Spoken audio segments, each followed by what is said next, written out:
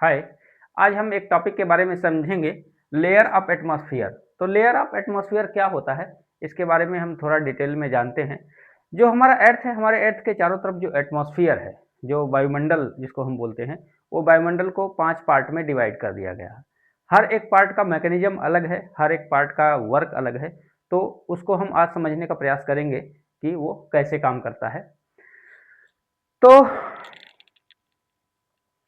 मान लीजिए ये हमारा अर्थ है और हमारे अर्थ के चारों तरफ जो एटमॉस्फेयर है वो 5 पार्ट में डिवाइड है। तो जो सबसे पहला पार्ट इसका होता है, जो सबसे पहला पार्ट होता है, इसको बोलते हैं ट्रोपोस्फेयर। ट्रोपोस्फेयर। और इसकी जो हाइट होती है वो 0 से लेकर के 12 किलोमीटर तक होती है। 0 से लेकर 12 किलोमीटर तक इसकी हाइट होती है। अब इसमें क्या होता है कि 75% ऑफ गैस, गैस का जो 75% पार्ट है वो इसी लेयर में होता है। मौसम की जितने भी एक्टिविटीज होती है, मौसम जैसे बादल होना, बारिश होना, धूप होना, आंधी आना, साइक्लोन आना, जो भी एक्टिविटीज होती हैं सब इसी लेयर के अंदर होता है। अब इस लेयर में जो टेम्परेचर का फंक्शन है, जैसे हम अर्थ सरफेस से ऊपर की तरफ जाते हैं तो हमें टेम्परेचर लो दिखाई देता है, मतलब डिक्रीज होता दिखाई देता है, कम होता दिखाई। और वो जो कमी है वो 6.5 डिग्री सेंटीग्रेड पर किलोमीटर। जैसे हम 1 किलोमीटर ऊपर जाएंगे हमें 6.5 डिग्री टेम्परेचर कम होता दिखाई देगा, फील होगा। और इस लेयर का जो सबसे लास्ट पार्ट होता है, सबसे लास्ट वाला जो पार्ट होता है, इसको बोलते हैं ट्रोपोपोज। ट्रोपोपोज। और इसी पार्ट में जो हमारे फ्लाइट्स होते हैं, जो हमारी फ्लाइट्स ट्रेवल करती हैं, वो इसी पार्ट में ट्रेवल करते हैं। क्योंकि बीच में जो होता है बादल और हवाएं तेज होने की वजह से डिस्टरबेंस बहुत ज़्यादा होता है। तो इसकी वजह से बीच में फ्लाइटों को चलने में थोड़ी दिक्कतें आती हैं, क्योंकि इसकी स्पीड में प्रॉब्लम्स होती है। इसलिए ऊपर की तरफ जो होता है वो वहाँ पे एटमॉस्फेयर शांत होता है, हवाएं शांत होती हैं, तो उनको थोड़ा आसानी मिलता है, रेजिस्टेंस उतना नहीं होता, तो अच्छे स्पीड से चल सकती हैं। तो ये इसका फंक्शन है। और इसके बाद जो दूसरा लेयर है, इसके बाद जो सेकंड लेयर है, जिसको हम बोलते हैं स्ट्रेटोस्फेयर। स्ट्रेटोस्फेयर। स्ट्रेटोस्फेयर, इसकी जो हाइट है वो 12 से लेके 50 किलोमीटर तक, 12 किलोमीटर से लेके 50 किलोमीटर तक होती है। और इसमें जो होता है वो टेम्परेचर बढ़ता हुआ फील होता है। जैसे हम यहाँ से 12 से लेके 50 किलोमीटर हाइट पे जाते हैं, वहाँ टेम्परेचर इंक्रीजिंग में दिखाई देगा, टेम्परेचर इंक्रीज होगा, टेम्परेचर इंक्रीज होता। और क्यों इंक्रीज होता है? क्योंकि इसकी एक इंपॉर्टेंट चीज ये है कि इसी लेयर के अंदर एक और लेयर होती है जो बहुत ही फेमस है और बहुत ही हमारे लिए इंपॉर्टेंट है, जिसको बोलते हैं ozone layer. Ozone layer. Ozone layer stratosphere में ही पाया जाता है। अब सनलाइट से, जो सन से आने वाली लाइट में जो अल्ट्रावायलेट रेज होती हैं, वो अल्ट्रावायलेट रेज को ये ओजोन लेयर एब्जॉर्ब करती है। इस वो जो अल्ट्रावायलेट रेज के एब्जॉर्ब करने की वजह से इसका टेम्परेचर बढ़ा रहता है। मतलब इस लेयर में जैसे हम नीचे से ऊपर की तरफ जाते हैं तो हमें टेम्परेचर इंक्रीजिंग ऑर्डर में फील होता है, क्योंकि वो ओजोन लेयर जो है वो सनलाइट में अल्ट्रावायलेट रेज को एब्जॉर्ब करके टेम्परेचर बढ़ा देती है। और ये लेयर जो अल्ट्रावायलेट रेज सनलाइट से आती हैं उसको रोकने का भी काम करती है। तो ये हमारे लिए भी बहुत इंपॉर्टेंट है, हमें एक प्रोटेक्शन देती है ताकि हमारे अर्थ सरफेस पे अल्ट्रावायलेट रेज नहीं आ पाती हैं। और इसी लेयर के ऊपर जो हमारे फाइटर जेट्स होते हैं, जो जेट्स होते हैं, जो जिनकी स्पीड ज़्यादा होती है, वो स्ट्रेटोस्फेयर के फर्स्ट लेयर में उड़ते हैं। स्ट्रेटोस्फेयर के फर्स्ट लेयर, क्योंकि हवाएं बहुत शांत होती हैं। ट्रोपोस्फेयर की तुलना में यहाँ की हवाएं बहुत शांत होती हैं, हमें डिस्टर्बेंस बिल्कुल नहीं होता है। तो इस लेयर में फाइटर जेट्स या जो हाई स्पीड वाले जेट्स होते हैं वो इस लेयर में उड़ते हैं, क्योंकि यहाँ पे मौसम एकदम साफ होता है, यहाँ पे मौसम में चेंजिंग नहीं होता है, तो यहाँ पे उनको उड़ने में आसानी होती है। ये हो गई स्ट्रेटोस्फेयर। इसके बाद जो तीसरा लेयर है, थर्ड लेयर जो है, थर्ड लेयर, जिसको हम बोलते हैं मीसोस्फेयर। Mesosphere, mesosphere.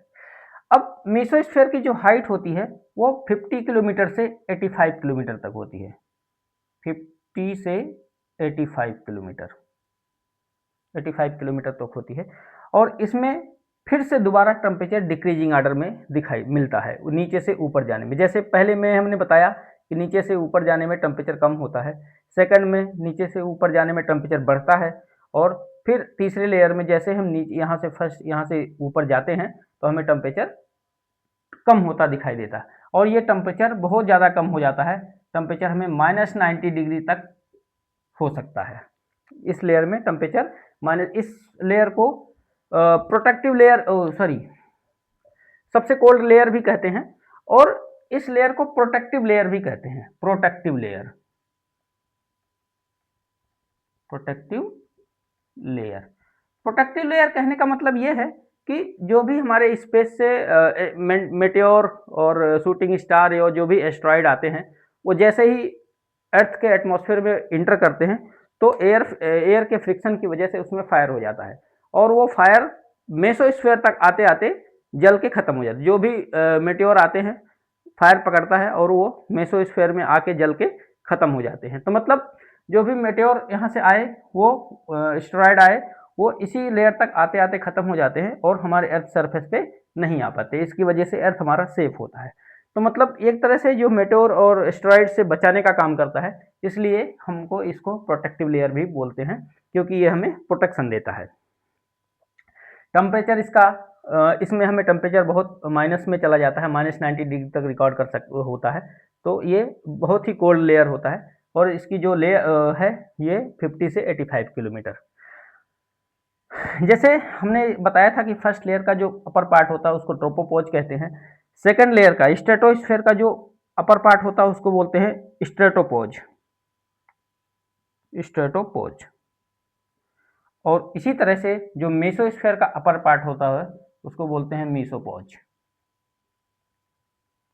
मीसोपोज। ये हो गया थर्ड लेयर।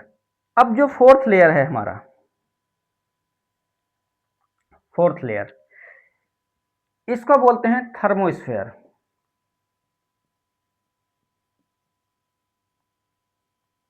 थर्मोस्फेयर, इसकी जो हाइट होती है वो 85 डिग्री से 600 किलोमीटर तक होती है। 85 से 600 किलोमीटर तक होती है। अब इसमें हमें टेम्परेचर जब यहाँ से और 85 से और ऊपर जाते हैं तो टेम्परेचर इसमें बढ़ता हुआ प्रतीत होता है, और बहुत तेज बढ़ता है टेम्परेचर। यहाँ इसमें क्या होता है, टेम्परेचर हम 1500 डिग्री सेंटीग्रेड तक रिकॉर्ड हो जाता है। मतलब 1500 डिग्री सेंटीग्रेड तक टेम्परेचर इसमें बढ़ जाता है, बहुत तेज टेम्परेचर इसमें बढ़ता है। अब इस लेयर का जो मेन चीज ये है कि इसी में, इस लेयर में जो हमारे ISS होते हैं, जो ISS इंटरनेशनल स्पेस स्टेशन, वो इसी लेयर में अर्थ के चारों तरफ मूव करते हैं। और कुछ सैटेलाइट्स भी होते हैं जो इस लेयर में मूव करते हैं, अर्थ के साथ रिवॉल्विंग करते हैं। और ISS जो है वो थर्मोस्फीयर, हमारे रेडियो सिग्नल्स होते हैं, जो रेडियो सिग्नल्स छोड़े जाते हैं वो इसी लेयर में, जो रेडियो सिग्नल का रिफ्लेक्शन होता है वो इसी थर्मोस्फेयर में भी इसी लेयर में जाके अर्थ के चारों तरफ मूव करता है। कुछ सैटेलाइट्स भी तो, और इसमें टेम्परेचर बढ़ जाता है, 1500 डिग्री सेंटीग्रेड तक हो सकता है। बाद जो लास्ट लेयर है जिसको हम सबसे, जैसे कि इसका सबसे बाहर वाला है तो इसको एक्सोस्फीयर बोलते हैं। इस लेयर में टेम्परेचर कांस्टेंट रहता है, क्योंकि इसमें हवाओं का जब बहुत कम होती हैं तो टेम्परेचर बहुत ज़्यादा हमें बढ़ा हुआ फील नहीं कर जाता है टेम्परेचर। और यहीं से स्पेस की शुरुआत हो जाती है। यहाँ पे ग्रेविटी लो हो जाती है, बहुत लो हो जाती है हमें, और स्पेस शुरू हो जाता है। यहाँ से धीरे धीरे स्पेस की शुरुआत हो जाती है, और इसका जो वो होता है 10,000 किलोमीटर तक होता है, 600 से टेम्परेचर इसमें कांस्टेंट हो जाता है, कांस्टेंट हो जाता है। हाइट इसकी 600 से 600 स्पेस की शुरुआत हो जाती है। इसमें बहुत सारे कुछ सैटेलाइट्स भी इन्वॉल्व होते हैं, वो सैटेलाइट्स इसी लेयर में मूव करते हैं। एटमॉस्फेरिक लेयर का स्ट्रक्चर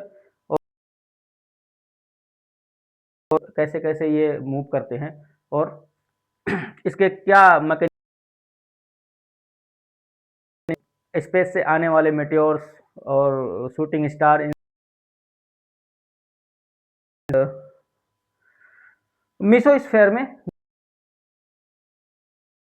शूटिंग स्टार बोलते हैं। कभी कभी हमें क्या है, टूटता हुआ तारा दिखाई देता है, ऐसे चल होते हैं। वो मेटेओर्स मतलब उल्का पिंड होते हैं जो ऊपर से आते हैं, स्फेयर में आते आते वो जल के खत्म हो जाते हैं। तो एक्चुअल में वो ऐसे